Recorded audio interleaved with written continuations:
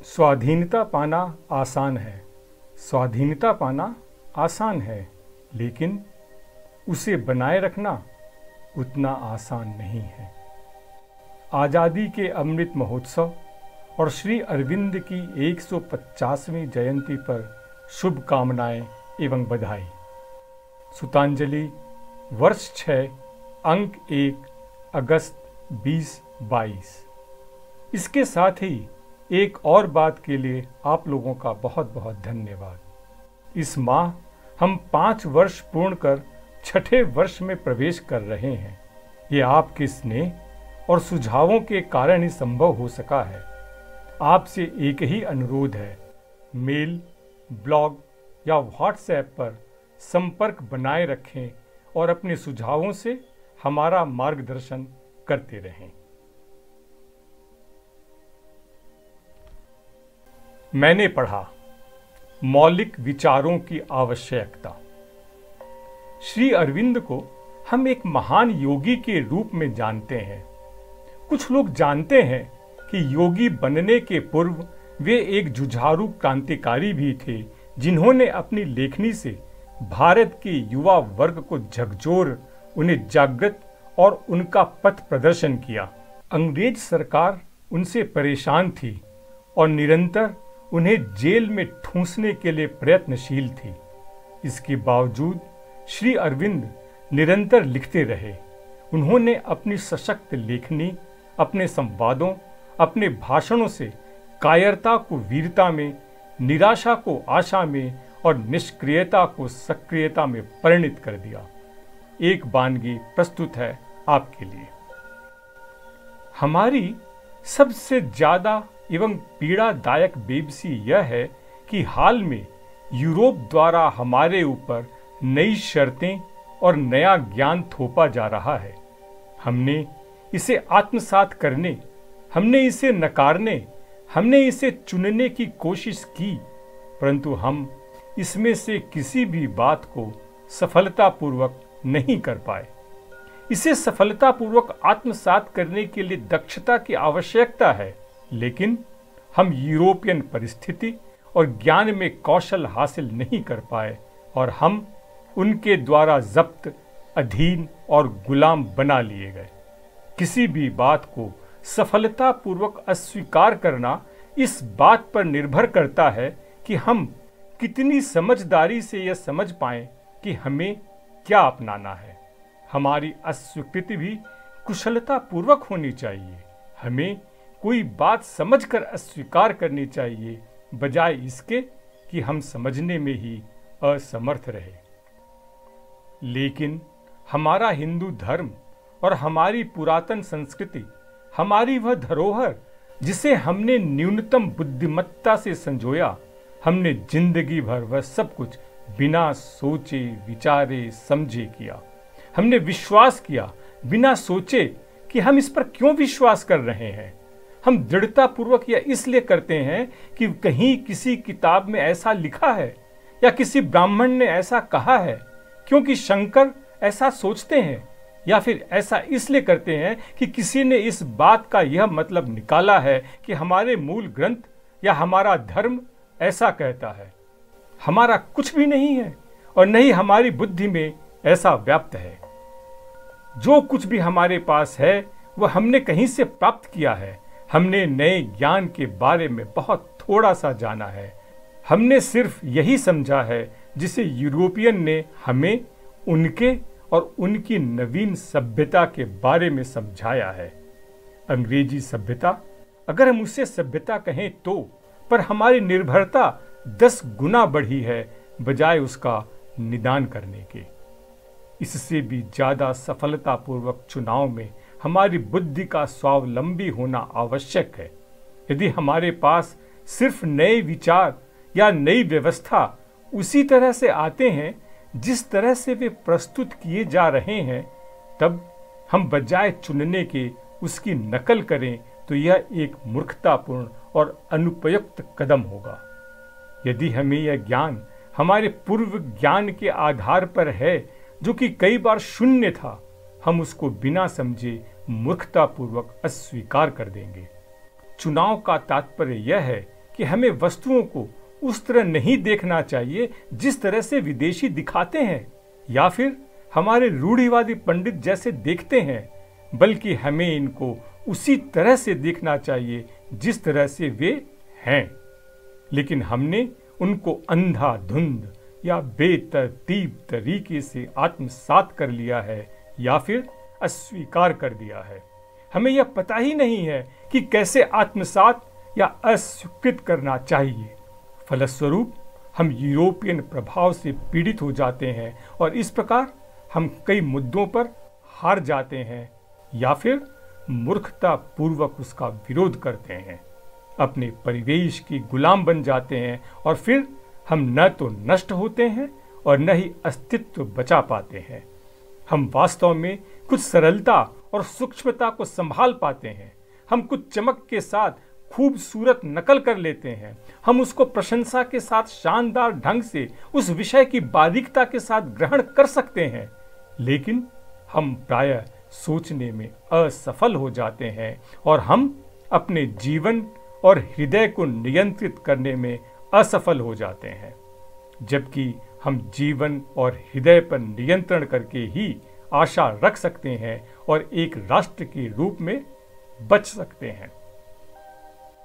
हम अपने खोए हुए ज्ञान की स्वतंत्रता और लोच को किस तरह से पुनः प्राप्त कर सकते हैं? हम भले ही कुछ समय के लिए इसे जिस तरह से खोया है उसके विपरीत जाकर या फिर सब विषयों में अपने विचारों को मुक्त कर दासत्व से अधिकार की सोच अपनाकर ऐसा कर सकते हैं। वह यह नहीं है कि सुधारक या शब्दों का अंग्रेजीकरण करने वाले हमसे क्या चाहते हैं। इनका कहना है कि हमें सत्ताधारी पर ध्यान नहीं देना है और अंधविश्वास और रीति रिवाजों के विरुद्ध विद्रोह करके ऐसा कर सकते हैं और अपने मस्तिष्क को इन बंधनों से मुक्त कर सकते हैं। इनका कहना है से तात्पर्य हमें त्यागना है। मैक्स मूलर के अधिकार के लिए साइना के अधिकार को भी, शंकर के एकतावाद या अद्वैतवाद या फिर दार्शनिक हैकल के द्वैतवाद को भी, या फिर जो शास्त्रों के अनुसार है या फिर जो यूरोप के अलिखित शास्त्रों के अनुसार है या फिर ब्राह्मण के खिलाफ है या फिर यूरोप के वैज्ञानिकों और विचारकों या विद्वानों के हठ धर्मी सुझावों को भी।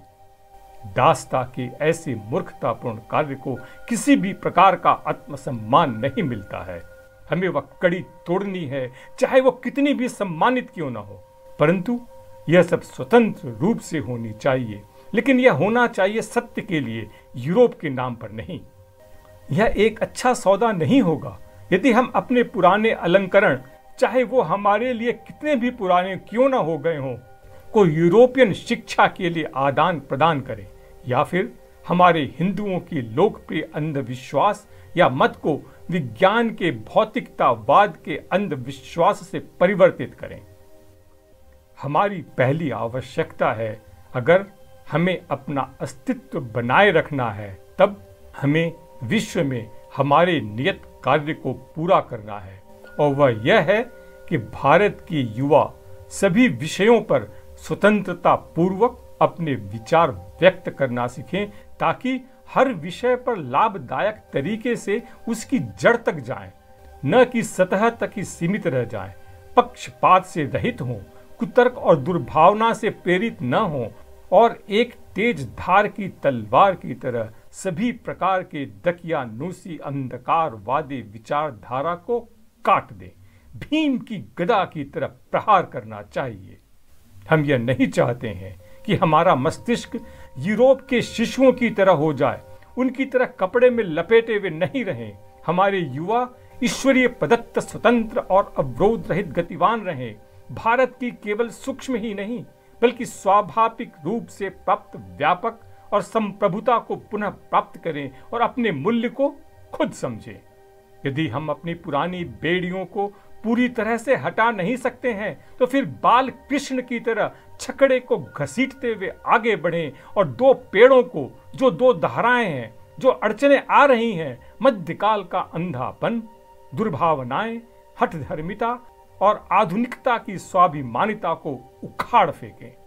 पुरानी नींव टूट चुकी है और हम इस भयंकर उथल पुथल और बदलाव की नदी में इधर से उधर बह रहे हैं। भूतकाल की बर्फ की चट्टानों के साथ चिपके रहने का कोई अर्थ ही नहीं है। ये तुरंत पिघल जाएंगे और वे उन सब शरण लेने वालों को भयंकर खतरनाक पानी में गोते लगाने के लिए छोड़ देंगे। हमें इस कमजोर दलदल में फंसने की जरूरत नहीं है, न तो समुद्र में और न ही इस सूखी धरती पर जिसका संबंध उधार ली हुई यूरोप की सभ्यता से है। वहां पर हमारा निश्चित ही दुख भरा एवं बुरा अंत होगा। अब हमें तैरना सीखना है ताकि हम जीवन के उस जहाज तक पहुंच जाएं जहां पर सत्य कभी भी परिवर्तित नहीं होता है। इस प्रकार हम वापस उस अति प्राचीन सुदृढ़ चट्टान तक पहुंचे। हमें अपना चुनाव अंधाधुंध तरीके से बिना सोच विचार के नहीं करना है और न ही कोई खिचड़ी पकानी है और बाद में यह घोषणा करें कि यह पूर्व और पश्चिम का समावेश है। हमको शुरुआत से ही चाहे जो कुछ भी स्रोत हो उस पर विश्वास करके स्वीकार नहीं करना चाहिए, बल्कि खुद सब पर प्रश्न कर अपनी राय खुद बनाकर स्वीकार करना चाहिए। हमें इस बात से डरना नहीं है कि हम भारतीय नहीं कहलाएंगे या फिर हम खतरे में पड़ जाएंगे कि या हम हिंदू नहीं रहेंगे। यदि वास्तव में अपने बारे में इस तरह सोचते हैं तो ऐसा कभी नहीं होगा कि भारत कभी भारत नहीं होगा या फिर हिंदू हिंदू नहीं रहेंगे। यह तभी संभव है जब हम यह स्वयं मान लें कि हम यूरोप की नकल हैं तथा हमारा सारा कार्य मूर्खता पूर्वक होता है। हमें कभी भी पक्षपात नहीं करना है और हमें कोई निर्णय लेने के पहले उसकी जानकारी होनी चाहिए। मूल रूप से हमें यह सोचना होगा कि किसी भी बात को बिना कोई प्रश्न किए स्वीकार नहीं करना है। इस तरह हमें अपनी पुरानी और नई उन सभी राय से जिसका हमने परीक्षण नहीं किया है, हमारे हमेशा के पारंपरिक संस्कार और पहले से ही सोचे हुए निर्णय से छुटकारा पाना है। श्री अरविंद। माई जी की भारत माता। हिंदी साहित्यकार श्री अरविंद भारती का नाम आपने अवश्य सुना होगा। उन्होंने अनेक छोटे छोटे यात्रा वृत्तांत भी लिखे हैं। ये बहुत ही मर्मस्पर्शी हैं, हमें आईना दिखाती हैं कि हम क्या थे और क्या हो गए। भारती जी जब इंडोनेशिया पहुंचे, वहां सैनिक कार्यवाही से सत्ता पलट का वातावरण था। शहर तनावग्रस्त था, कर्फ्यू लगा था, भय का वातावरण था। उनकी मेजबान थी माई जी। वे किसी से भी नहीं मिलती थी, भारती जी से भी नहीं मिली। लेकिन दूसरे दिन सुबह माई जी के बाशिंदे ने खबर दी कि माई जी उनसे मिलने के लिए आना चाहती हैं। भारती जी को बड़ा आश्चर्य हुआ। माई जी के घर वालों को तो होना ही था। खैर, वे आई और उनके साथ बड़ी लंबी वार्तालाप हुई। तब भारती जी को पता चला कि वे उनसे मिलने क्यों आई। क्योंकि भारत की आजादी के बाद भारती जी उनके पहले मेहमान थे जो रात 9 बजे सो गए, शुद्ध शाकाहारी थे, शराब नहीं पीते थे और भारतीय भाषा में बात करते थे। इससे भारती जी का कुतूहल शांत नहीं हुआ। माई जी ने बताया कि उनका बड़ा बेटा सुभाष चंद्र को वे अपना बड़ा बेटा मानती थीं। जब वे यहाँ आए तब माई जी ने अपने सब गहने और पैसे उनके पास भेजे, लेकिन सुभाष ने सब लौटा दिए और बोले, नहीं माँ, मुझे सिपाहियों की जरूरत है, अपना बेटा देगी? बोल, हंसकर बेटे को भेज माँ, रोकर नहीं। मैं कैसे मना करती, मैंने भेज दिया। वो रोने को मना किया था, मैं उसके सामने नहीं रोई, घर आकर बहुत रोई। लेकिन पर आकर माई जी अटक गई। भारती जी इंतजार करते लगे, लेकिन जब वे कुछ नहीं बोले तब लेकिन क्या, मैंने पूछा। लेकिन क्या बेटा, सब लेकिन ही लेकिन है। मैं कितनी खुश थी कि मेरे दोनों बेटों का सपना पूरा हुआ। गोरे चले गए। मैंने कहा मैं अपने गांव एक बार जाऊंगी, हैदराबाद सक्खर के पास मेरा गांव है। तो सब लोग बोले वहां तो मार काट मची है, अब तो पाकिस्तान में है। मेरा तो जी धक से हो गया। ऐसी कैसी आजादी आई कि देश परदेश हो गया। मैं मैके के गांव भी नहीं जा सकती। मुझे अच्छी तरह मालूम है कि वह है भारत, भारत में ही है। फिर ये लोग मुझे औरत समझकर बहका रहे हैं। पाकिस्तान में कैसे हुआ मेरा गांव? मैं समझ गई, मेरा बेटा है नहीं। ये लोग डरते हैं कि मायके जाकर मैं अपने मायके वालों को सब जमीन जायदाद दे दूंगी। बात यहां समाप्त नहीं हुई। असली सदमा तो तब लगा जब गांधी ने कहा था स्वदेशी कपड़ा पहनो। कई साल बाद बम्बे शहर से कई मेहमान आए। यहां से मेरी दुकान से कितना कितना जापानी माल कपड़ा सब ले गए। वहां बेचकर 3,500 रुपया मुझे भेजा। सब ब्लैक में बेचा। उस दिन मैं फिर रोई, हे भगवान, भारत माता तो आजाद हो गई, तब ये कैसे हो रहा है? फिर यहां इस देश में सोने की बहुत कमी हो गई, तो कई लोग भारत से सोना छिपा कर लाए, चौगुने पचगने दाम पर बेचा। मैं देखती रह गई।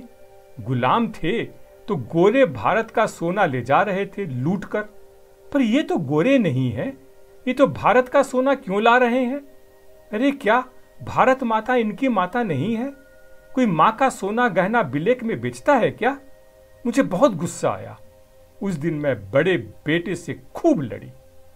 ये लड़के आए, एक बंबई से है, एक काठियावाड़ से है, एक जयपुर से है। सब आजादी में एक के बाद एक हैं छोकड़े।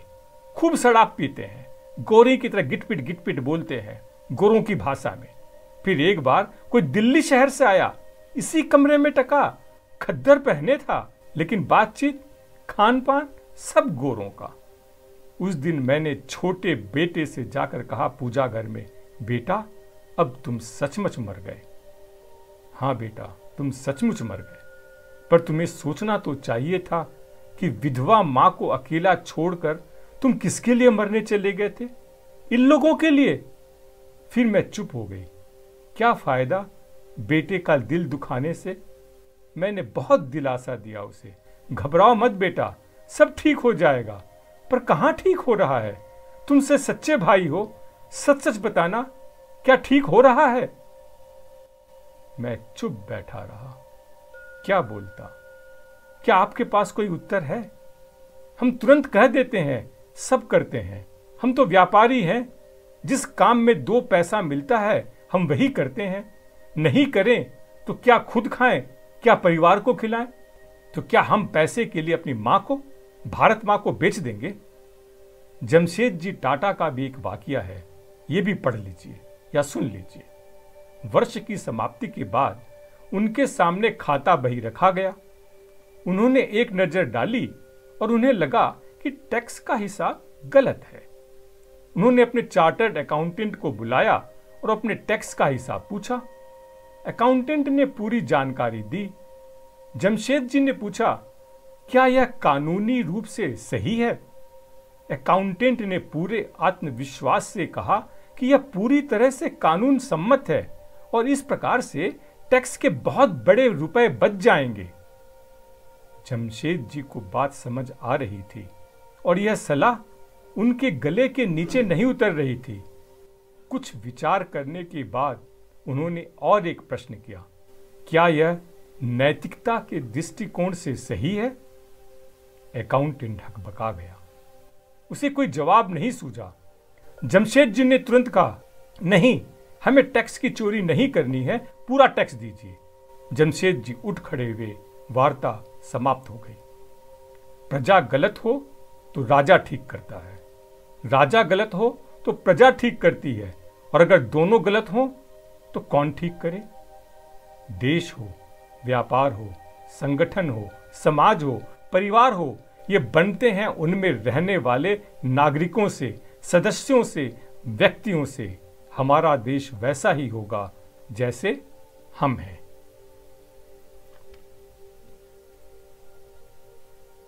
अगर आपको सुतांजलि पसंद आ रही है तो इसे लाइक करें, सब्सक्राइब करें, परिचितों से शेयर करें।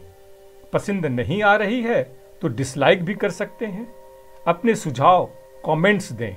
आपको सुतांजलि कैसी लगी और क्यों? आप अंग्रेजी में भी लिख सकते हैं। धन्यवाद।